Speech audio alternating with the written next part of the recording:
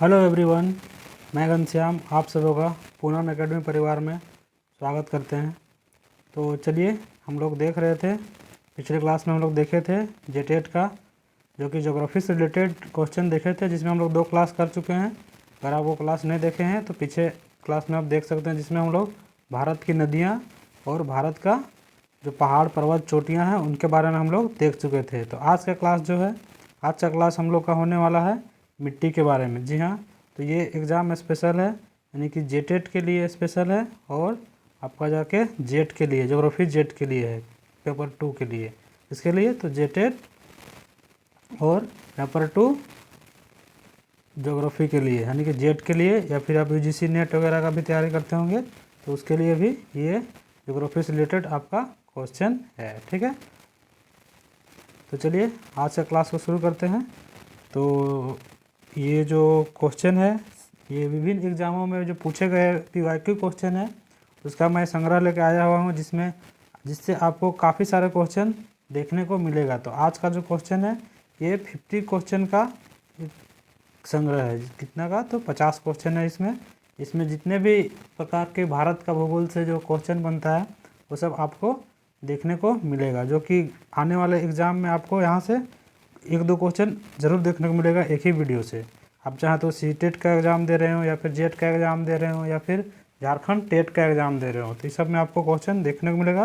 बाकी आप 1 day exam अगर किसी का भी देना चाहते हो, या फिर उसका तैयारी करते हो, यानी कि SSC GD या SSC का कोई भी एग्ज़ाम, रेलवे का कोई एग्ज़ाम, तो उसमें GK GS में जो पूछा जाता है उसके अंतर्गत यहाँ से भी क्वेश्चन पूछे जाते हैं। ठीक है, तो चलिए आज से क्लास को शुरू करते हैं। तो सबसे पहला क्वेश्चन है हम लोग का कि गंगा के मैदानों की पुरानी कछारी मिट्टी क्या कहलाती है। यानी कि जो गंगा का मैदान है, यानी गंगा का मैदान जो ये भाग है, इसमें जो पुरानी मिट्टी है, यानी कि गंगा नदी इस तरह से बही और यहाँ पे कुछ दूर में रह गई मिट्टी, जो पुराना हो चुका है, उस मिट्टी को हम लोग किस नाम से जानते हैं। तो अगर नया मिट्टी यहाँ पे जो गंगा नदी के किनारे किनारे जो बनेगा, वहाँ पे तो नया मिट्टी बनेगा, और जो दूर में, थोड़ा दूर में बनेगा, इस सब में, इसको हम लोग क्या कहेंगे, तो उसको पूछा गया है। तो उसको हम लोग किस नाम से जानते हैं, तो उसको हम लोग जानते हैं बांगर के नाम से जानते हैं। क्या नाम जानते हैं? तो बांगर के नाम से जानते हैं, यानी कि पुरानी कछारी मिट्टी को क्या कहते हैं, तो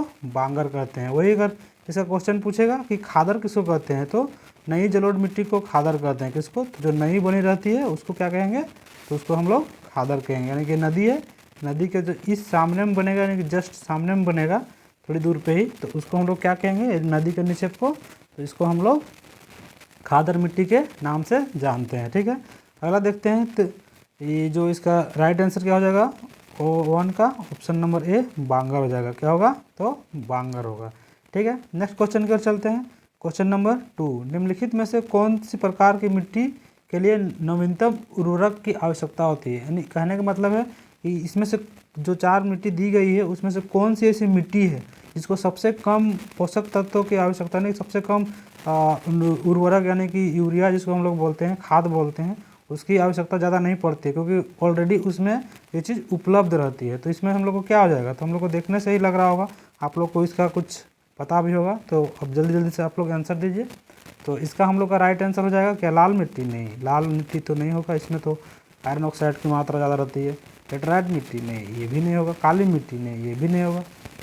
तो हम लोग का ये कौन सी मिट्टी होगा, तो हम लोग का होगा जलोढ़ मिट्टी। कौन सी मिट्टी होगा, तो जलोढ़ मिट्टी होगा, जो काफ़ी उपजाऊ होता है, जो भारत का लगभग 43% भाग में भी पाया जाता है, जो कि इसमें हम लोग का गंगा का मैदान, ब्रह्मपुत्र डेल्टा का मैदान, इस सब में आपका इसका विस्तार, बाकी कुछ तटीय इलाकों में आपको इसका देखने को मिलता है। ठीक है, तो हम लोग का क्वेश्चन नंबर 2 का राइट आंसर क्या हो जाएगा, तो ऑप्शन नंबर बी, यानी कि जलोढ़ मिट्टी इसका राइट आंसर हो जाएगा। ठीक है, तो चलिए नेक्स्ट क्वेश्चन की ओर चलते हैं। क्वेश्चन नंबर 3, गंगा के मैदान की पुरानी कछारी मिट्टी को क्या कहते हैं। तो ये देखिए, ये क्वेश्चन अभी रिपीटेड हो गया, क्योंकि ये क्या है, पीवाईक्यू क्वेश्चन से लिया गया है, अलग अलग क्वेश्चन में पूछा गया है। तो एग्जामिनर कोई भी क्वेश्चन को पूछता है तो पीवाईक्यू से ही देख के पूछता है, या फिर जो भारत का जो भूगोल के अंतर्गत जो मिट्टियाँ हैं, तो मिट्टियाँ में से कौन सा मिट्टी क्या है, कहाँ पाए जाते हैं, उसमें क्या उपज होता है, तो उसी से रिलेटेड घुमा फिरा के क्वेश्चन पूछता है। तो आपको यहाँ से क्वेश्चन देखने को मिलेगा ही मिलेगा। तो चलिए देखते हैं, तो इसका राइट आंसर क्या हो जाएगा, तो ऑप्शन नंबर सी हो जाएगा, यानी कि बांगर, यानी पुराने जस्ट अभी बताएं कि जो बांगर को क्या कहते हैं, तो बांगर को हम लोग कहते हैं पुरानी मिट्टी, जबकि खादर को क्या कहते हैं, तो खादर को कहते हैं नई जलोढ़ मिट्टी। क्या कहते हैं, तो खादर को नई कहते हैं। यही अगर आ जाते हैं हम तराई और भावर के बारे में देखते हैं। तराई और भावर किसे कहते हैं, यानी कि गंगा का जो मैदान है, जब ये उत्तराखंड आसपास से जो ऊंची ढाल से जो आती है सामने, जिस मैदानों में प्रवेश करने से पहले जो बड़े बड़े पत्थरों के अंदर में घुस जाती है और विलुप्त जैसा हो जाती है, यानी कि वहाँ दिखाई नहीं देती है, यानी कि हम यहाँ पे बना रहे हैं पत्थर, यानी कि ये सब क्या है, ये सब पत्थर है। तो नदी आई यहाँ ऊपर से अंदर घुस गई और फिर यहाँ आके निकल गई, ठीक है। तो ये जो इस तरह का क्षेत्र जो बनता है, तो उसको हम लोग क्या नाम से जानते हैं, तो उसको हम लोग भावर के नाम से जानते हैं। क्या कहते हैं उसको, भावर। उसी अगर बोलेगा कि तराई, तो तराई कौन सा, तो तराई जो ये हिमालय का जो शिवालिक क्षेत्र है, उसके जो सामने सामने वाले क्षेत्र है, यानी पहाड़ के नज़दीक वाला क्षेत्र, उसको हम लोग तराई के नाम से जानेंगे। क्या, किसके नाम से, तराई के नाम से, जो हमेशा थोड़ा सा दलदली टाइप का बना रहता है, ठीक है। तो चलिए हमारा इसका राइट आंसर क्या हो जाएगा, तो इसका हमारा राइट आंसर हो जाएगा ऑप्शन नंबर सी, बांगर हो जाएगा। क्या होगा, पुरानी कछारी मिट्टी को क्या कहते हैं, तो बांगर कहते हैं। जो रिपीटेड क्वेश्चन है, ठीक है। नेक्स्ट क्वेश्चन है क्वेश्चन नंबर 4, भारत में समस्त स्थल भाग का कितना प्रतिशत जलोढ़ मिट्टी में ढका हुआ है। तो अभी जैसे मैंने इसका एक्सप्लेनेशन दिया था, तो अगर आप वो एक्सप्लेनेशन भी सुने होंगे तो इसका आप आंसर सही दे सकते हैं, ठीक है। लेकिन यहाँ पे जो ऑप्शन दिया हुआ है ये सब गलत दिया हुआ है लगभग लगभग। किसका पूछा है, जलोढ़ मिट्टी का पूछा है, ठीक है। तो अगर हम ओवरऑल जलोढ़ मिट्टी का देखा जाए, यानी कि मैदानी भाग का कितना है, तो 43% है। उसमें से सिर्फ जलोढ़ मिट्टी का पूछा गया है, तो उसमें जलोढ़ मिट्टी का 20% आंसर दिया गया है। लेकिन इसका एक बार आप क्रॉस चेक कर लीजिएगा। नहीं, इसका 20% तो नहीं होना चाहिए, इसका होना चाहिए 24% आसपास होना चाहिए। कितना होना चाहिए, तो 24% इसका राइट आंसर होना चाहिए, ठीक है। तो इसको एक बार क्वेश्चन मार्क में लगाते हैं, इसको क्रॉस चेक किया जाएगा, ठीक है। इसको आप भी एक बार क्रॉस चेक कर लीजिएगा कि इसका 24% है या फिर ज़्यादा या कम है, ठीक है। नेक्स्ट क्वेश्चन है क्वेश्चन नंबर 5, किस मिट्टी में कृषि के लिए सिंचाई की आवश्यकता नहीं होती, यानी इसमें से कौन सा ऐसा मिट्टी है जिसमें खेती करने के लिए हमको सिंचाई करना ही नहीं पड़ता और स्वतः सिंचाई हो जाती है। तो ऐसा कौन सी मिट्टी हो सकती है जिसमें खुद ब खुद सिंचाई हो जाती है, तो इसका हम लोग इसको हम लोग क्या कहते हैं, इसको हम लोग कहते हैं काली मिट्टी के नाम से जानते हैं। तो काली मिट्टी का विस्तार किधर पाया जाता है, या फिर इसको हम लोग कह सकते हैं काली मिट्टी का निर्माण कैसे होता है, तो ये ज्वालामुखी प्रक्रिया के द्वारा इसका निर्माण होता है। यानी ज्वालामुखी जब फटता है इस तरीके के, तो इस तरह जो लावा जो निकलता है पृथ्वी के अंदर से, मैग्मा जब बाहर निकलता है लावा के रूप में, तो ये जब ठंडा हो जाता है तो यही क्या बनता है, तो यही हमारा काली मिट्टी का निर्माण करता है। तो काली मिट्टी कौन सा क्षेत्र में पाया जाता है, तो ये हमारा महाराष्ट्र, गुजरात और मध्य प्रदेश के क्षेत्र में ये काली मिट्टी का विस्तार पाया जाता है, ठीक है। ये कौन सी फसल के लिए आवश्यक मानी जाती है, मतलब कौन सी फसल के लिए अच्छी मानी जाती है, तो इसमें हम लोग का राइट आंसर हो जाएगा कपास। क्या चीज़, तो कपास फसल इसमें अच्छी खासी उपज होती है।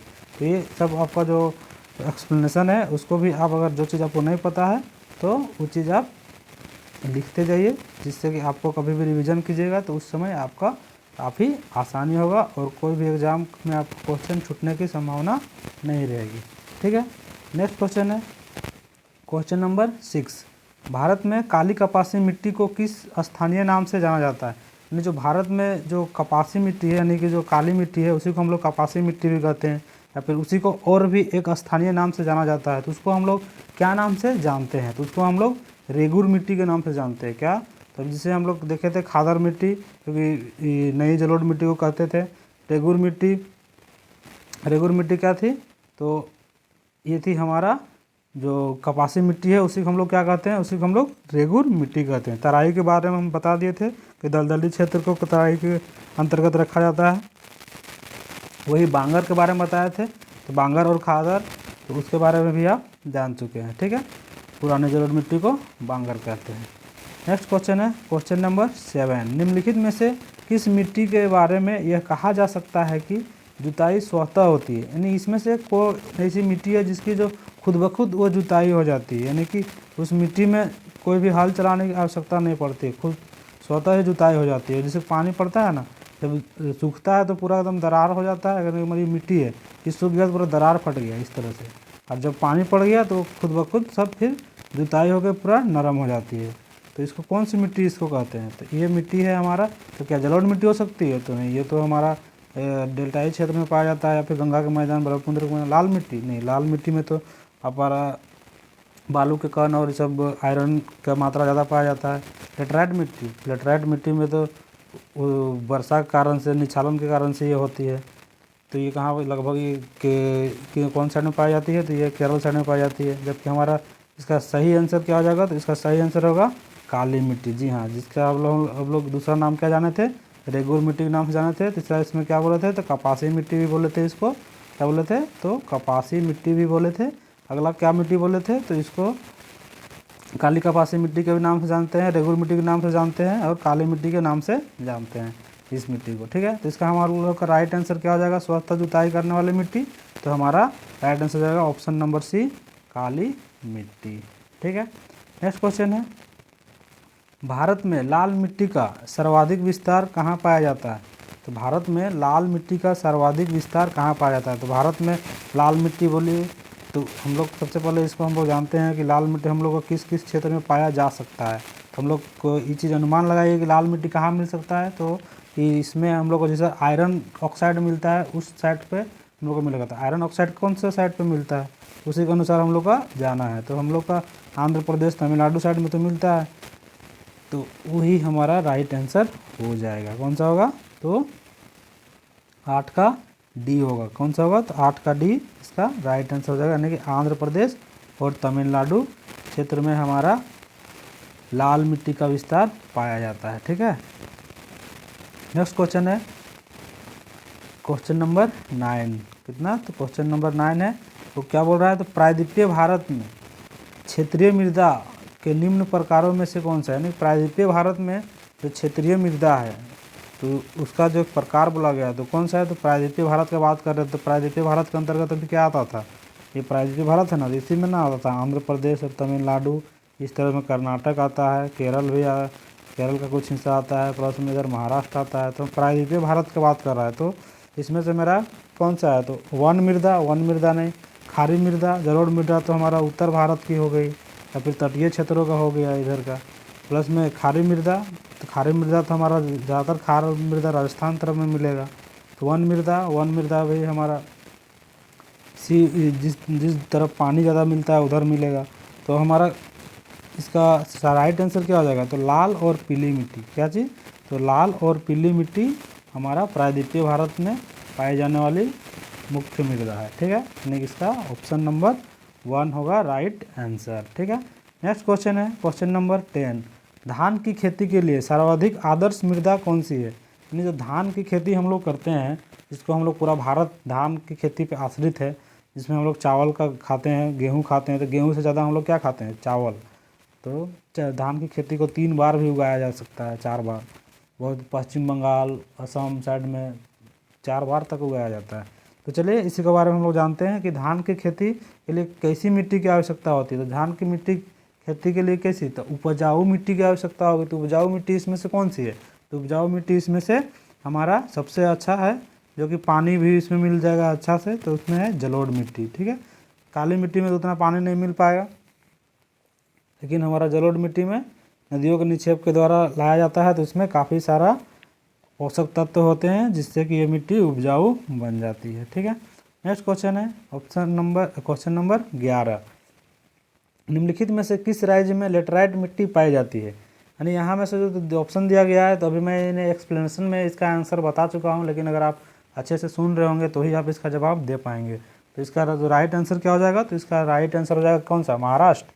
यानी कि आप अनुमान लगाइए कि सबसे ज़्यादा वर्षा कहाँ होती है, तो वहीं पे लेटराइट मिट्टी पाई जा रही है। तो सबसे ज़्यादा वर्षा कौन सा राज्य पे होती है? यहाँ दिया गया है उसमें से राजस्थान में नहीं, तो यहाँ तो बिल्कुल लगभग तो नहीं के बराबर ही वर्षा होती है, लेकिन कम मात्रा में होती है। तो कहाँ पे? उत्तर प्रदेश, यहाँ भी होती है लेकिन इधर की अपेक्षा कम है। तो कहाँ? महाराष्ट्र में भी नहीं। इसका राइट आंसर क्या हो जाएगा? तो इसका राइट आंसर हो जाएगा हमारा ऑप्शन नंबर सी, यानी कि केरल। तो केरल जो राज्य है उसमें हमारा कौन सा मिट्टी पाई जाती है? तो केरल राज्य में हमारा लेटेराइट मिट्टी पाई जाती है। ठीक है, नेक्स्ट क्वेश्चन है क्वेश्चन नंबर 12। क्वेश्चन नंबर 12 क्या कह रहा है कि मृदा अपरदन कैसे रोका जा सकता है। यानी कि मृदा अपरदन की बात करते हैं तो मिट्टी जो है इसे कट कट के नदियों के द्वारा बहते बहते चल जाती है समुद्र में और वहाँ जाके अपना गाद को गाद छोड़ देती है। तो कहने का मतलब है कि जो मृदा अपरदन है इसको हम लोग किस तरह से रोक सकते हैं, इस अपरदन को हम लोग किस तरह से रोक सकते हैं उसके बारे में बात किया गया है। इसको हम लोग किस तरह से रोक सकते हैं, तो चलिए इसको हम लोग देखते हैं। तो ये जो मिट्टी जो बह रहा था यहाँ से जो कट रहा था, तो इसके अगर साइड में हम क्या करेंगे, पेड़ को लगा देंगे या तो फिर वन को लगा देंगे। तो इससे क्या हो जाएगा, जो मिट्टी को जो है इनकी जो पेड़ों की जो जड़ें हैं उनको एक साथ में बांध के रखेगा, जिससे क्या होगा, मृदा अपरदन कम होगा। तो देखिए यहाँ पर जो ऑप्शन दिया गया है उसको हम लोग देखते हैं। ठीक है, तो पंछी संख्या में वृद्धि करके, अगर हम पंछी की संख्या में वृद्धि कर देंगे तो मृदा अपरदन की क्या मतलब है इसे रोकने का, तो इसका तो ये आंसर तो होगा नहीं। दूसरा है कि अति चराई, अगर हम अधिक ज़्यादा और भी हम मतलब पालतू जानवर रख लेते हैं और उसको हम चरा देते हैं, मतलब चराते हैं, जंगलों को इससे चरा के साफ़ कर देंगे अगर बहुत ज़्यादा हो गया तो उससे क्या होगा, तो और भी तो वहाँ से जो घास फूस रहेगा वो भी उड़ जाएगा। यानी जब खा के सब ख़त्म कर देगा जानवर लोग, तो उसमें क्या हो जाएगा, फिर तो मिट्टी बाहर निकल जाएगा ना, उससे तो फिर से मिट्टी बहना शुरू हो जाएगा, तो फिर तो मृदा अपरदन होते रह गया। वही है कि वनस्पति उन्मूलन द्वारा, क्या है, वनस्पति उन्मूलन द्वारा, तो इसमें भी नहीं होगा। अगर वनस्पति को ही, जंगलों को ही सफाया कर देंगे तो फिर क्या हो जाएगा, उससे भी नहीं होगा। तो सही आंसर क्या हो जाएगा, तो वन रोपण द्वारा। अगर हम यहाँ पर नदी है और यहाँ पर हम पेड़ पौधा को लगा देंगे साइड में पूरा, तो क्या लगता है कि जो आप कभी देखे भी होंगे आपके घर के अगल बगल में नदी नाला के सामने में, कि जो एक छोटा सा पेड़ रहता है वो क्या करता है, आसपास के सारे मृदा को अपनी जड़ों के माध्यम से बांध के रखता है। अगर वहाँ पर पानी भी बहता है ना, लेकिन वो जो है उस जड़ों को और उस मिट्टी को अपने पास में खींच के रखे रहता है जड़ों के माध्यम से। तो इसका सही और राइट आंसर क्या हो जाएगा, तो ऑप्शन नंबर डी इसका राइट आंसर हो जाएगा कि वन को रोप करके, यानी कि वन रोपण द्वारा हम मृदा अपरदन को रोक सकते हैं। ठीक है, नेक्स्ट क्वेश्चन है क्वेश्चन नंबर 13।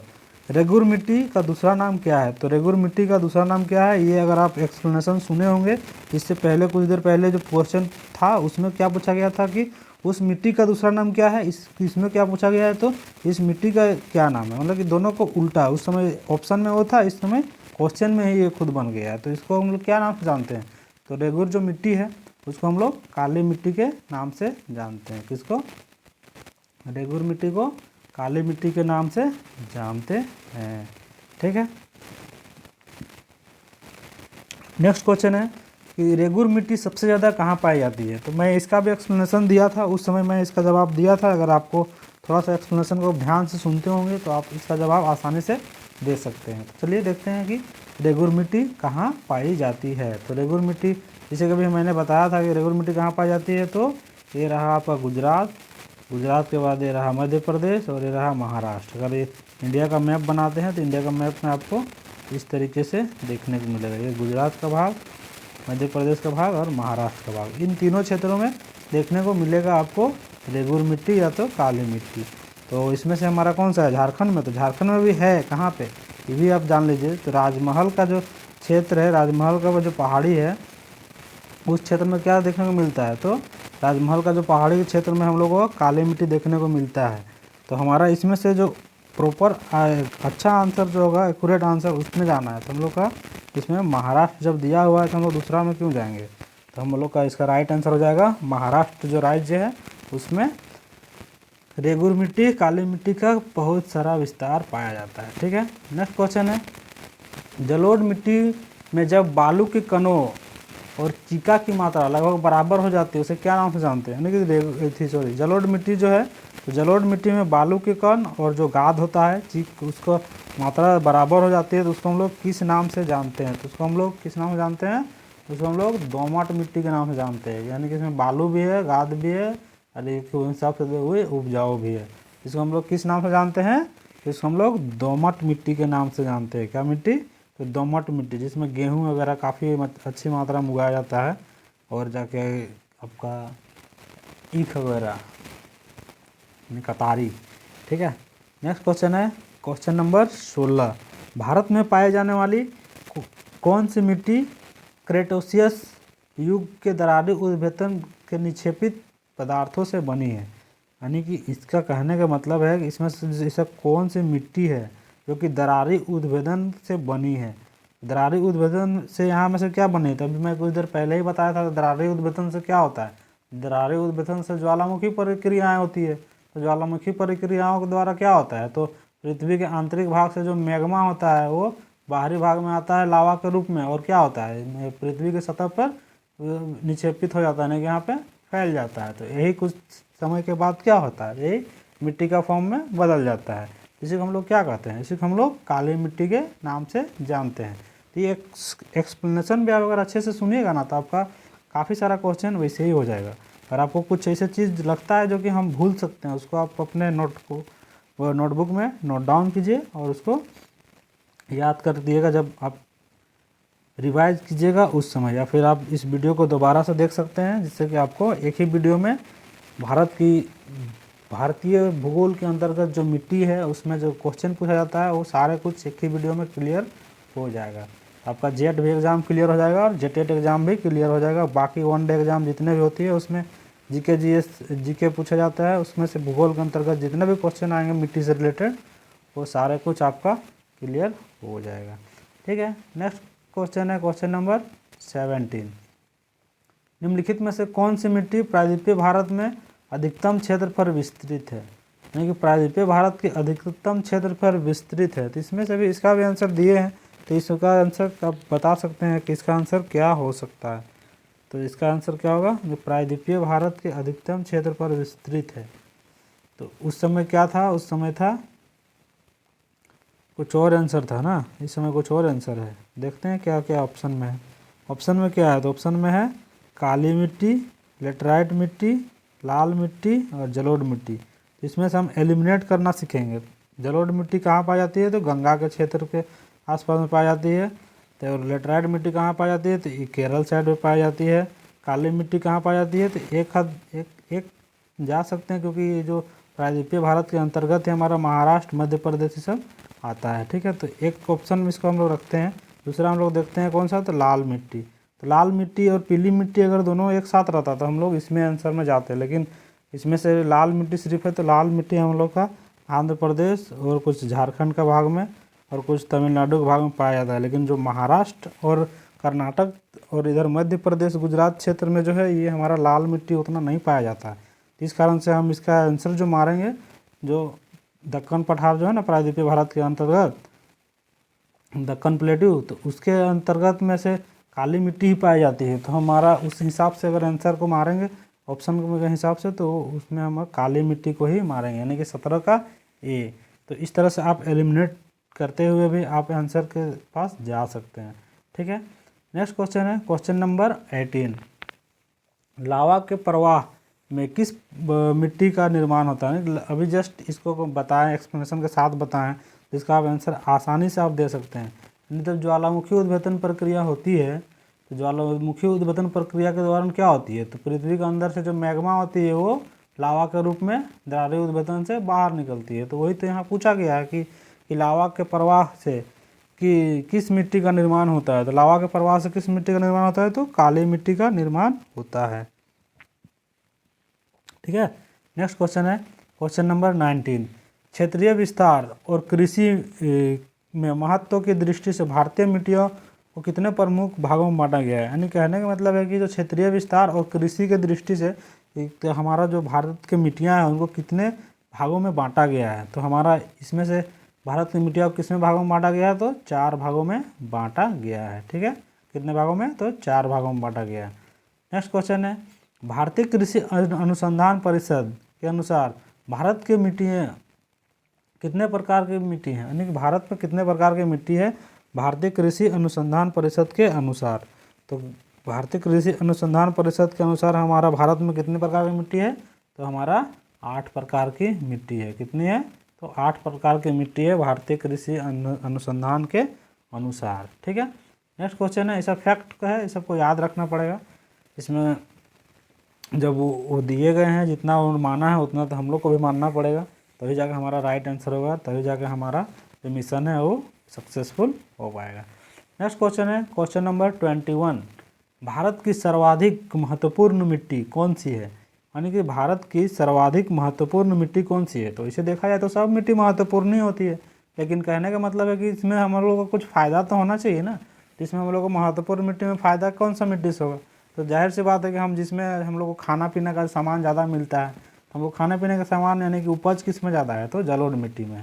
तो हमारा राइट आंसर किस में हो जाएगा? तो जलोढ़ मिट्टी होगा। तो यानी कहने का मतलब है कि आप एक्सप्लेनेशन को भी अच्छा से सुनिएगा ना, उसको कहानी के माध्यम से भी, तो आपका आंसर आसानी से निकल जाएगा, आपको अगर नहीं भी आता हो फिर भी। ठीक है। नेक्स्ट क्वेश्चन है, भारत के सर्वाधिक क्षेत्र पर किस प्रकार के मिट्टी का विस्तार पाया जाता है? यानी भारत के जो सर्वाधिक क्षेत्र है उसमें किस प्रकार का मिट्टी का विस्तार पाया जाता है? जाहिर सी बात है क्वेश्चन के बस उलट के पूछा गया है बस, और ज़्यादा कुछ नहीं है। तो इसमें से हम लोग चलते हैं। तो भारत के सर्वाधिक क्षेत्र पर किस प्रकार की मिट्टी पाया जाता है? तो हमारा देखिए, अभी हम भारत इंडिया का मैप बनाते हैं। पहले इंडिया का मैप बनाते हैं, तो मैप में कह रहा है कि कितना मिट्टी है।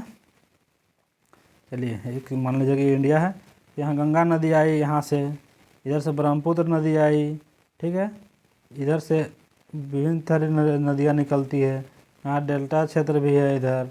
तो कहने का मतलब है कि हमारा जब इतना सारा नदी है, तो नदी हमारा कौन सा मिट्टी का निर्माण करके देती है? तो हमारा जलोढ़ मिट्टी का निर्माण करके देती है। तो जाहिर सी बात है कि हमारा जलोढ़ मिट्टी ही इसका आंसर होगा। तो ये आप कॉमन सेंस से भी आप इसका आंसर दे सकते हैं ऑप्शन को एलिमिनेट करते हुए। तो 22 का राइट आंसर क्या हो जाएगा? तो 22 का राइट आंसर होगा ऑप्शन नंबर बी, यानी कि जलोढ़ मिट्टी। कौन से होगा? तो जलोढ़ मिट्टी इसका करेक्ट आंसर हो जाएगा। ठीक है। नेक्स्ट क्वेश्चन है क्वेश्चन नंबर 23, क्षेत्रफल के आधार पर भारत की मिट्टियों का सही अवरोही क्रम, यानी कि क्षेत्रफल के आधार पर भारत की जो मिट्टियाँ हैं उनका अवरोही क्रम पूछा गया है। कौन सा क्रम? तो अवरोही क्रम। यानी कहने का मतलब है कि सबसे ज़्यादा कौन सी है, फिर उससे थोड़ा कम कौन सी है, फिर उससे थोड़ा कम कौन सी है, फिर उससे थोड़ा कम कौन सी है। तो सबसे पहले आपको ये पता होना चाहिए कि सबसे ज़्यादा कौन सी है। तो सबसे ज़्यादा कौन सी मिट्टी पाई जाती है? तो जलोढ़ मिट्टी पाई जाती है। तो हम लोग का दो जलोढ़ मिट्टी बस जानने से ही हमारा क्या हो गया, दो जो ऑप्शन है वो एलिमिनेट हो गया। देखिए, ऑप्शन नंबर ए और ऑप्शन नंबर डी तो कभी हो ही नहीं सकता है। ठीक है। इसके बाद आगे देखते हैं। तो जलोढ़ मिट्टी के बाद कौन सा मिट्टी पाई जाती है? तो काली मिट्टी देखते हैं। तो काली मिट्टी तो सिर्फ गुजरात, महाराष्ट्र और क्या बोलते हैं मध्य प्रदेश के आसपास में ही ज़्यादा पाई जाती है, वो तो होगा नहीं। जबकि लाल मिट्टी थोड़ा ज़्यादा पाई जाती है, झारखंड में भी पाई जाती है, इधर आंध्र प्रदेश में पाई जाती है, मतलब जिधर लो ऑक्साइड ये सब थोड़ा ज़्यादा पाया जाता है ना, उधर पाई जाती है। तो इसमें आ जाएगा, हम पहले जाते हैं जलोढ़ के बाद लाल में, लाल के बाद काली में, काली के बाद लेटराइट में। तो हमारा राइट आंसर क्या निकल के आ गया? तो हमारा राइट आंसर निकल के आ गया ऑप्शन नंबर सी, यानी कि जलोढ़ मिट्टी, लाल मिट्टी, काली मिट्टी और लेटराइट मिट्टी इसका सही जवाब हो गया। कौन सा? तो ऑप्शन नंबर सी। ठीक है। नेक्स्ट क्वेश्चन है 24, भारत में निम्नलिखित में से कौन मृदा समूह लोहे का अतिरिक्त होने के कारण अनुस्वर, एक मिनट, क्वेश्चन में कुछ गड़बड़ लग रहा है। 24, अच्छा ठीक है। चलिए देखते हैं। भारत में निम्नलिखित में से कौन मृदा समूह लोहे का अतिरिक्त होने के कारण अनुर्वर होता जा रहा है? यानी कि लोहे के जो मात्रा है वो सबसे ज़्यादा है। तो लोहे की मात्रा सबसे ज़्यादा कौन सा मिट्टी में हो सकती है? तो यहाँ पे हम लोग देखते हैं। तो क्या मरुस्थलीय बालू में? नहीं, मरुस्थलीय बालू में तो लोहा वगैरह नहीं होता, उधर चूना वगैरह हो सकता है, क्योंकि उधर संगमरमर ये सब उधर ही मिलता है, तो चूना प्रधान हो सकता है। तो जलोढ़ में तो नहीं, इसमें तो लोहा नहीं हो सकता। अगर लोहा ही ज़्यादा हो जाएगा तो फिर उपज कैसे होगा? ये भी नहीं हो सकता है। तो क्या हो जाएगा? पॉडजोलिक, तो पॉडजोलिक भी तो नहीं हो सकता है। तो इसका हम लोग का हो सकता है तो ऑप्शन नंबर डी, यानी कि लेटराइट मिट्टी हो सकता है। ठीक है। तो हम लोग इसमें जाएंगे लेटराइट मिट्टी के साथ जाएंगे। ठीक है। नेक्स्ट क्वेश्चन है क्वेश्चन नंबर, यानी इसका राइट आंसर हो जाएगा लेटराइट। ठीक है। नेक्स्ट क्वेश्चन है, निम्नलिखित में से कौन सी मिट्टी सूख जाने पर ईंट की तरह कठोर और गीली होने पर दही की तरह लिपलिपी हो जाती है। यानी ऐसा कौन सा मिट्टी है अगर सूख गया तो पूरा हार्ड हो जाएगा, अगर पानी पड़ गया तो पूरा लिपलिपी हो जाएगा, पिलपिला उसको बोलते हैं, पिलपिला जाएगा। तो ऐसा कौन सा मिट्टी को कहते हैं? तो क्या लेटराइट मिट्टी, काली मिट्टी, लाल मिट्टी, जलोढ़ मिट्टी? जलोढ़ मिट्टी तो होगा नहीं, लाल मिट्टी तो उसमें उसी उबड़ खाबड़ रखता है उसमें। काली मिट्टी वो तो ऑलरेडी स्वतः जुताई वाली होती है, तो वो तो होगा नहीं। इसमें हमारा राइट आंसर क्या हो जाएगा? तो 25 का ए हो जाएगा, लेटराइट मिट्टी। लेटराइट मिट्टी अगर सूख जाती है तो बहुत ज़्यादा कड़क हो जाती है, और अगर पानी पड़ जाती है तो पूरा गीला हो जाएगा। ठीक है, तो हम लोग कौन सा मिट्टी होगा? तो लेटराइट मिट्टी का ये विशेषता है। ठीक ना, ये कहाँ पाई जाती है? तो केरल के में ज़्यादातर पाई जाती है, और काजू वगैरह के लिए काफ़ी अच्छा मानी जाती है, काजू के लिए। ठीक है, नेक्स्ट क्वेश्चन है, निम्नलिखित में से कौन सा कथन असत्य है? यानी यहाँ जो दिया गया है उसमें से कौन सा कथन है जो असत्य है, सही नहीं है? तो लेटराइट मिट्टी सामान्यतः अधिक वर्षा वाले क्षेत्रों में पाई जाती है। जी हाँ, बिल्कुल सही है। यानी हमारा ऑप्शन जो है फर्स्ट तो सही है, ये आंसर होगा नहीं, क्योंकि असत्य पूछा है। यह एक क्षारीय मिट्टी है, यानी कि क्या है? यह एक क्षारीय मिट्टी है। तो लेटराइट मिट्टी क्षारीय। अच्छा ठीक है, देखते हैं अगला ऑप्शन। इस मिट्टी में मुख्यतः मोटे अनाज की खेती की जाती है। ये भी बात सही है, मोटे अनाज की खेती की जाती है इसमें। कौन सा मिट्टी में? तो लेटराइट मिट्टी में। अगला है कि इस मिट्टी में चाय की भी कृषि की जाती है। हाँ, तो ये हमारा असम क्षेत्र में, तमिलनाडु क्षेत्र में, केरल क्षेत्र में पाया जाता है, तो चाय भी भरपूर मात्रा में उगाया जाता है। तो ये मिट्टी हमारा कैसी है? तो ये हमारा मिट्टी क्षारीय नहीं है। क्या नहीं है? तो क्षारीय नहीं है। तो ऑप्शन बी इसका राइट आंसर हो जाएगा। तो ये मिट्टी कैसी होगी? तो मिट्टी हमारा थोड़ा अम्लीय होगी, क्षारीय नहीं होगी। ठीक है, इसका राइट आंसर 26 का राइट आंसर हो जाएगा option number B. Next question की ओर चलते हैं, क्वेश्चन नंबर 27। निम्नलिखित में से कौन सा कथन असत्य है? फिर से पूछा गया है असत्य, सत्य में नहीं जाना आपको, असत्य में जाना। इस मिट्टी में लोहे एवं एल्युमिनियम की अधिकता होती है। अच्छा, इसी बात है, लोहा और एल्युमिनियम की अधिकता होती है। अच्छा, कौन सी मिट्टी है भाई? तो 27 का हम लोग देखते हैं। तो इस मिट्टी में लोहे एवं एल्युमिनियम की अधिकता होती है। चलिए ठीक है। इसके बाद इस मिट्टी में उर्वरा शक्ति कम होती है। अच्छा ठीक है। लेटराइट सूख जाने पर ईंट की तरह। अच्छा, यहाँ से हम लोग को पता चल रहा है, यानी ऑप्शन नंबर जो डी है ना, इस सूख जाने पर क्या होता है? कठोर हो जाते हैं। तो हम लोग किसका बात कर रहे हैं? लेटेराइट मिट्टी का बात कर रहे हैं। किसकी बात कर रहे हैं? लेटराइट मिट्टी की बात कर रहे हैं। तो लेटराइट मिट्टी में सिलिका अधिक होती है? नहीं बाबा, इसमें सिलिका अधिक नहीं होती है। इसका हमारा राइट आंसर क्या हो जाएगा? तो ये हमारा हो जाएगा सी आंसर हो जाएगा राइट, यानी कि ऑप्शन नंबर सी इसका राइट जवाब हो जाएगा। ठीक है, क्वेश्चन नंबर 28 की ओर चलते हैं। रेगुड़ मृदा किसकी कृषि के लिए सर्वाधिक उपयुक्त है? यानी कि रेगुड़ मृदा में क्या हम लोग आसानी के साथ उगाया जा सकते हैं? सबसे पहले हम लोग अभी जानते हैं कि तो रेगुड़ मृदा आखिर में कौन सा मिट्टी को कहते हैं? तो हम लोग इसको हम बताते हैं कि इसको काली मिट्टी को ही रेगुड़ मृदा कहते हैं। कौन सी मिट्टी को? काली मिट्टी को रेगुड़ मृदा करते हैं। तो अब आप बता सकते हैं आसानी के साथ कि रेगुड़ मृदा में क्या उगाया जा सकता है? तो कपास आसानी के साथ इसमें उगाया जा सकता है। ठीक है, चलिए और देखते हैं कि गन्ना, तो वो तो हो गया उधर उत्तर भारत तरफ, ऊपरी तरफ का। तंबाकू में आते हैं। तंबाकू सबसे अधिक झारखंड में बोलते हैं, जो भारत में उगाया जाता है वो कहाँ उगाया जाता है? तो आंध्र प्रदेश में, यानी कि एडीआर में उगाया जाता है सबसे ज़्यादा तंबाकू। वही देखते हैं गन्ना, तो गन्ना सबसे ज़्यादा कहाँ उगाया जाता है? तो गन्ना सबसे ज़्यादा उगाया जाता है यूपी में। कहाँ पे? तो यूपी में। वहीं पे मूंगफली सबसे ज़्यादा कहाँ उगाया जाता है? तो मूंगफली सबसे ज़्यादा उगाया जाता है हमारा गुजरात में, यानी कि गुजरात में। ठीक है, तो इस तरीके से अगर हम कपास को भी देखते हैं तो कपास में भी महाराष्ट्र, मध्य प्रदेश और गुजरात, यही तीनों कपास में भी आगे है। ठीक है, नेक्स्ट क्वेश्चन है क्वेश्चन नंबर 29। निम्नलिखित में से कौन सी मिट्टी जैव पदार्थों से भरपूर है? यानी ऐसी कौन सी मिट्टी है जिसमें जैव पदार्थ की कोई कमी नहीं है, पूरा भरपूर मिट्टी है? तो जैव पदार्थ की सबसे भरपूर मिट्टी कौन सी है? तो क्या मखरली मिट्टी? तो अपने उखड़ी लग रही थी, इसमें कहाँ से रहेगा? लाल मिट्टी तो ऑलरेडी लाल मिट्टी ये कहती है कि हमारा पास कुछ आयरन ऑक्साइड दुनिया भर का है इसमें। जलोढ़ मिट्टी, तो कुछ हद तक जलोढ़ मिट्टी है, लेकिन जैविक पदार्थ पूरा भरपूर नहीं है, इसमें भी कुछ कुछ कमी है। तो हमारा सही आंसर क्या हो जाएगा? तो हमारा सही आंसर हो जाएगा क्या होगी? ऑप्शन नंबर ए, काली मिट्टी। जो काली मिट्टी है जिसमें जैव पदार्थों की से भरपूर होती है। ठीक है। क्वेश्चन नंबर 30, काली मिट्टी के संबंध में निम्नलिखित में से कौन सा कथन असत्य है? यानी काली मिट्टी के संबंध में कौन सा कथन जो है असत्य है? सूखने पर काली मिट्टी में दरारें पड़ जाती है, तो ये तो हमारा सही लग रहा है, यानी कि जो मिट्टी सूखने पर क्या होती है? दरार हो जाती है, बात सही है। इसकी जुताई अधिक करनी पड़ती है ना रे बाबा, इसकी जुताई तो स्वतः होती है, यानी 30 का बी गलत यहाँ दिखा रहा है। काली मिट्टी कपास की वृद्धि के लिए आदर्श होती है, यस ये तो सही है।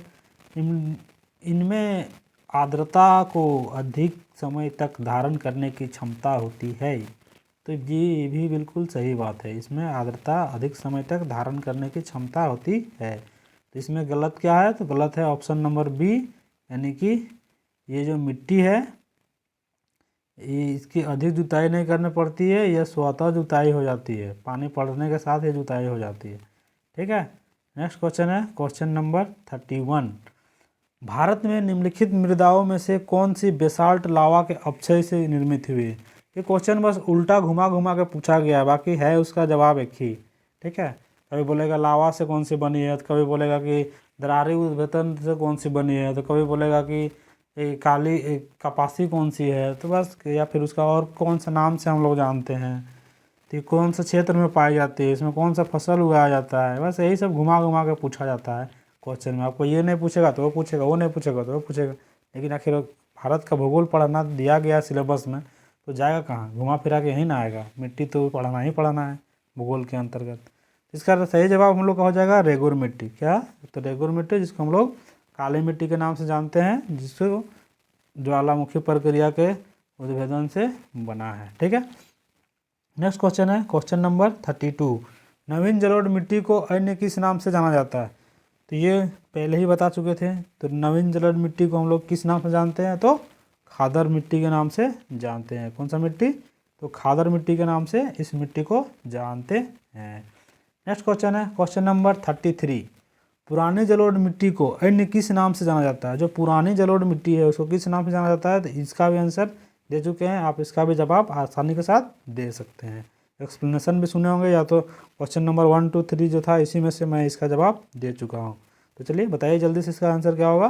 तो बिल्कुल सही जवाब, यानी कि पुरानी जलोढ़ मिट्टी को क्या कहते हैं? तो बांगर मिट्टी कहते हैं। क्या कहते हैं? बांगर मिट्टी। ऑप्शन नंबर ए इसका राइट आंसर होगा। नेक्स्ट क्वेश्चन है, भारत के उत्तरी मैदान की मृदा सामान्यतः कैसी बनी है? यानी जो भारत का जो उत्तरी मैदान है, जो गंगा का मैदान जिसको हम लोग कह सकते हैं, तो उसकी जो बनावट है कैसे हुई है? तो उसकी बनावट है तलावचन से, या फिर तलोचन से, या फिर स्वस्थानीय उपचयन द्वारा, या फिर अपर्दन द्वारा।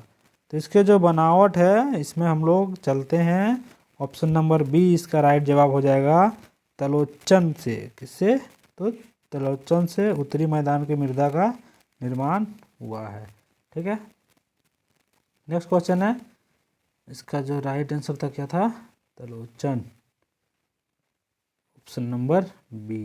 ठीक है, एक मिनट, चलिए नेक्स्ट क्वेश्चन की ओर चलते हैं। तो हमारा अगला क्वेश्चन क्या है? क्वेश्चन नंबर 35, तमिलनाडु के 2/3 क्षेत्र पर किस मिट्टी का विस्तार पाया जाता है? यानी तमिलनाडु का जो 2/3 क्षेत्र है, यानी कि आधे से अधिक क्षेत्र है, उसमें किस प्रकार की मिट्टी पाई जाती है? तो तमिलनाडु में किस प्रकार की मिट्टी पाई जाएगी? तो अभी हम लोग कुछ देर पहले ही देखे थे कि इस क्षेत्र पे किस प्रकार की मिट्टी पाई जाती है, यानी कि यहाँ से आंध्र प्रदेश, तमिलनाडु, इधर उड़ीसा, इधर कुछ हद तक छत्तीसगढ़, कुछ हद तक झारखंड। तो ये जो भाग है इसमें हम लोग को लगभग किस प्रकार की मिट्टी देखने को मिलती है? तो क्या हम लोग को जलोढ़ देखने को मिलेगी? तो उतना नहीं देखने को मिलेगी, बस थोड़ा बहुत डेल्टा क्षेत्र में मिलती है। बाकी लाल मिट्टी, काली मिट्टी, काली मिट्टी तो हम लोग को महाराष्ट्र साइड में मिलती है, लेटराइट मिट्टी तो हम लोग को केरल और असम साइड में मिलती है। तो हम लोग का बचा कौन सा? तो ये आप एलिमिनेट के माध्यम से भी आप इसके आंसर तक जा सकते थे। तो हमारा राइट आंसर क्या बचा? हमारा राइट आंसर बचा ऑप्शन नंबर सी, यानी कि लाल मिट्टी तमिलनाडु के 2/3 क्षेत्र में पाई जाती है। नेक्स्ट क्वेश्चन है क्वेश्चन नंबर 36। लाल मिट्टी के संबंध में कौन सा कथन असत्य है? इस बार असत्य पूछा है, तो लाल ऑक्साइड, तो ये तो हमारा सही लग रहा है। लौह ऑक्साइड की उपस्थिति के कारण इसका रंग लाल होता है, एकदम 100% सही है, यानी कि लौह ऑक्साइड के कारण ही इसका लाल होता है। हम लोग को क्या पूछा? असत्य पूछा है, तो चलिए आगे देखते हैं। ये शुष्क और आर्द्र क्षेत्रों में पाई जाती है। तो क्या कह रहा है? ये शुष्क और आर्द्र क्षेत्रों में पाई जाती है। तो जी हाँ, हमारा जो झारखंड भी शुष्क है, तमिलनाडु भी शुष्क है और आर्द्र है, तो इस क्षेत्र में तो पाई जाती है। ये अधिकांशतः तमिलनाडु और आंध्र प्रदेश में पाई जाती है। तो ये अधिकांश किधर पाई जाती है? तो आंध्र प्रदेश और तमिलनाडु, झारखंड, छत्तीसगढ़ और उड़ीसा, इस क्षेत्र में पाई जाती है। तो ये भी बिल्कुल सही जवाब है। तो हम को गलत क्या है? तो यह मिट्टी नदी घाटियों में पाई जाती है ना। अरे बाबा, इधर नदी घाटी नहीं है, इस मिट्टी में नदी घाटी नहीं है, तो इसका राइट जवाब क्या हो जाएगा? ऑप्शन नंबर डी, ये वे नदी घाटी क्षेत्र में नहीं पाई जाती है। नदी घाटी क्षेत्र में तो जलोढ़ मिट्टी पाई जाती है। चलो ठीक है, नेक्स्ट क्वेश्चन है ऑप्शन नंबर 37। किस मिट्टी में लोहे और एल्युमिनियम की ग्रंथियाँ पाई जाती है? यानी कि लोहे और एल्युमिनियम की ग्रंथियाँ पाई जाती है। तो इसका भी जवाब आप अगर थोड़ा सा भी कॉमन सेंस यूज कीजिएगा तो मिल जाएगा। इसमें लोहा का मात्रा ज़्यादा पाया जाता है एल्युमिनियम का। तो लोहा और एल्युमिनियम किधर मिलता है सबसे ज़्यादा? तो कर्नाटक हो गया, तमिलनाडु, झारखंड, उड़ीसा, इधर ही ना मिलता है। तो इसमें कौन सा मिट्टी पाई जाती है? तो उसी हिसाब से इसका आंसर देना है। तो 37 का, तो 37 का अगर हम लोग आ जाते हैं तो इसका हम लोग का क्या बोला था? लोह और एल्युमिनियम की ग्रंथियाँ पाई जाती है। एक सेकेंड, तो इसमें जो लोह और एल्युमिनियम की ग्रंथियाँ पाई जाती है, हमको लगा लोह ऑक्साइड पूछा है क्या? नहीं सॉरी, इसमें तो चलिए इसका हम लोग का आंसर जाएगा। अगर दूध तो वैसे कैंसिल हो जाएगा एलिमिनेट में, जलोढ़ तो होगा नहीं, काली तो होगा नहीं, तो दो बचा ना, तो दो में एलिमिनेट करना है। तो लाल और इसमें क्या पाया जाता है? इसमें तो आयरन ऑक्साइड पाया जाता है। क्या चीज़ पाया जाता है? तो आयरन ऑक्साइड पाया जाता है। तो बचा कौन सा? तो लेटराइट। हमारा राइट आंसर क्या हो जाएगा? तो लेटराइट मिट्टी में जिसमें कि लोहा और एल्युमिनियम की ग्रंथियाँ पाई जाती है। ठीक है, नेक्स्ट क्वेश्चन है क्वेश्चन नंबर 38। किस प्रकार की मिट्टी में कार्बनिक पदार्थों की अधिकता होती है? यानी कि यहाँ में से किस प्रकार की जो मिट्टी है जिसमें कि कार्बनिक पदार्थों की अधिकता होती है? तो इसमें 38 का क्या आंसर हो जाएगा? तो कार्बनिक पदार्थ किधर पाया जाएगा सबसे ज़्यादा? तो कार्बनिक पदार्थ पीट, तो ये तो हमारा कोयला वाला क्षेत्र है। कोयला, लेटराइट नहीं भाई, इसमें तो लेटराइट में एल्युमिनियम और लोह वाला बात था। लाल, इसमें तो आयरन ऑक्साइड वाला बात था। तो हमारा राइट आंसर क्या हो जाएगा? तो हमारा बी होगा, 38 का बी, यानी कि काली मिट्टी है जिसमें कि कार्बनिक पदार्थों की अधिकता पाई जाती है। ठीक है, तो चलिए इसका राइट आंसर क्या हो जाएगा? तो ऑप्शन नंबर बी इसका राइट जवाब हो जाएगा। नेक्स्ट क्वेश्चन है क्वेश्चन नंबर 39। निम्नलिखित राज्यों में से किसमें भारत की सबसे बड़ी अंतर्देशीय लवणीय आर्द्र भूमि है? यानी इसमें से जो कौन सा ऐसा राज्य है जिसमें कि अंतर्देशीय लवणीय आर्द्र भूमि है? आर्द्र भूमि रामसर कन्वेंशन के द्वारा ये किया गया था। तो इसमें कौन सा जो है जिसमें कि लवणीय है? तो इसमें हम लोग सांभर झील, कहाँ मिलता है? सांभर झील राजस्थान, इधर ही ना मिलता है। तो लवणीय झील किधर किधर मिलता है? तो राजस्थान साइड में मिलता है। तो अंतर्देशीय लवणीय आर्द्र भूमि हम लोग को कहाँ मिलेगा? तो इसके अनुसार हम लोग जा सकते हैं राजस्थान की ओर। ठीक है, यानी कि हमारा राइट आंसर क्या हो जाएगा? तो राजस्थान होगा। नेक्स्ट क्वेश्चन है क्वेश्चन नंबर 40। यानी कि निम्नलिखित में से किसका संबंध सफ़ेद नमक से, जो शुष्क मौसम के दौरान कुछ क्षेत्रों में भूमि की आच्छादित कर लेती है? यानी कि जो सफ़ेद नमक से है जो कि शुष्क क्षेत्रों में जो भूमि को ढक लेती है, इस तरीके से कह रहा है। तो इसका हो जाएगा रेगुड़, आग्र, ऊसर। तो इसका हमारा राइट आंसर क्या हो जाएगा? तो ऊसर हो जाएगा। चलिए क्वेश्चन को एक बार फिर से पढ़ देते हैं।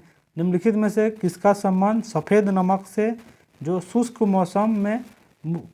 मौसम के दौरान कुछ क्षेत्रों में भूमि को आच्छादित कर लेती है, ना भूमि को आच्छादित कर लेती है शुष्क मौसम के दौरान? तो उसमें से हमारा राइट आंसर हो जाएगा ऊसर। तो इस क्वेश्चन को एक थोड़ा याद कर लीजिएगा, क्योंकि इसका जो ऑप्शन भी है दो गो, अग्र और रेगुड़ तो चलिए समझ में आता है, अग्र, रेह और ऊसर, इसमें से कुछ अलग दिया हुआ जो कि ना सुने होंगे आप, तो उसमें से आप इसको थोड़ा सा याद कर लीजिएगा या लिख लीजिएगा ऊसर। इसका राइट जवाब क्या हो जाएगा, तो ऊसर इसका राइट जवाब हो जाएगा। ठीक है। क्वेश्चन नंबर 41, निच्छालन और ऑक्सीकरण, निच्छालन और ऑक्सीकरण द्वारा निर्मित मृदा कौन सी है। निच्छालन और ऑक्सीकरण के द्वारा हमारा कौन सा मिट्टी का निर्माण होता है। तो निच्छालन के द्वारा कौन सा होता है, उसका हम लोग खरुआल बोलते हैं, या तो फिर जहाँ पे क्या लिखा हुआ है, मखरला लिखा हुआ है ना, तो वही है, निच्छालन और ऑक्सीकरण के द्वारा मिलता है। ठीक है। तो इसका हम लोग का राइट जवाब क्या हो जाएगा, इसका राइट जवाब हो जाएगा मखरला मिट्टी।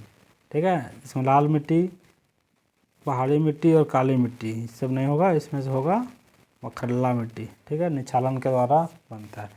नेक्स्ट क्वेश्चन है क्वेश्चन नंबर 42, निम्नांकित अपरदन के प्रकारों में से किसके कारण चंबल में खड्ड बने हैं। यानी चंबल नदी है जिसका बनावट कुछ अलग ही तरीके से हो गया है, यानी गली की तरह इस तरह से हो गया है, बहाव के कारण से पूरा कटते जा रहा है मिट्टी से उससे, तो उसको हम लोग क्या कहते हैं, तो उसको हम लोग कहते हैं अवनलिका अपरदन के कारण से इस तरीके से हुआ है। किससे, इस तरह परत दर परत इस तरह से निकल रही है।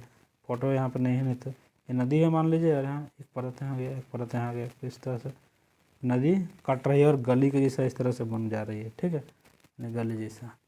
तो इससे हम लोग कौन सा होगा इसका, तो अवनलिका अपरदन है। चंबल नदी का जहाँ बात आ गया, इसमें घड़ियाल ये सब पाला जाता है, तो हमारा क्या आ जाएगा, अवनलिका अपरदन। चलिए नेक्स्ट क्वेश्चन की ओर चलते हैं। अच्छा, आज तो क्वेश्चन इतना ही था, 42 ही था। अच्छा कोई बात नहीं, नेक्स्ट क्लास में आपको और एक सेट इसका भारत की भूमि मतलब भारत का भूगोल से रिलेटेड अगर क्वेश्चन PYQ के से रिलेटेड ही आपको देखने को मिलेगा, जो कि आपका एग्ज़ाम से पहले ही देखने को मिलेगा।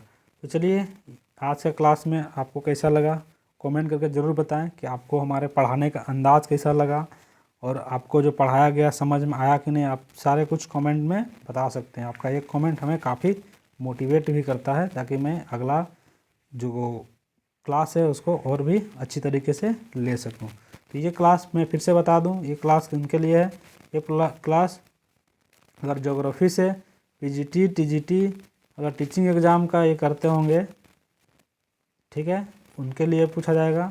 बाकी अगर आप UGC नेट थोड़ा लिखने में थोड़ा दिक्कत होता है, चलिए UGC NET ज्योग्राफी जियो, अगर आप UGC नेट ज्योग्राफी का अगर आप देख रहे होंगे तो उसके लिए भी आपका ये यहाँ से क्वेश्चन काफ़ी अच्छा पूछा जाएगा। अगर आप झारखंड स्टेट का अगर आप SST के अंतर्गत आपको भूगोल का जो क्वेश्चन पूछा जाएगा, तो उसमें से भी आपको यहाँ से क्वेश्चन पूछा जाएगा।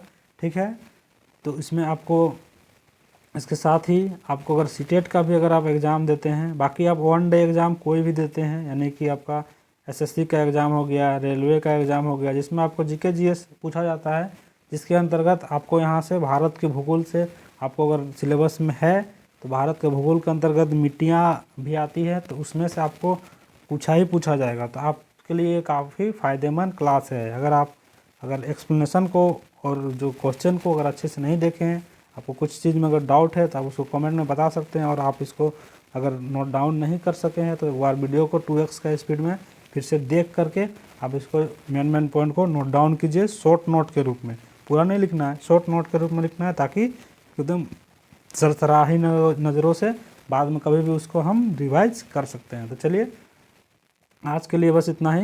अगर आप अभी तक हमारे पूनम परिवार के साथ, पूनम एकेडमी परिवार के साथ जुड़े हुए हैं, तो आपका बहुत बहुत धन्यवाद। अब आगे भी इस तरह से जुड़े रहिए। तो चलिए फिर मिलते हैं नए क्लास के साथ, तभी के लिए बाय बाय, जय हिंद, वंदे मातरम।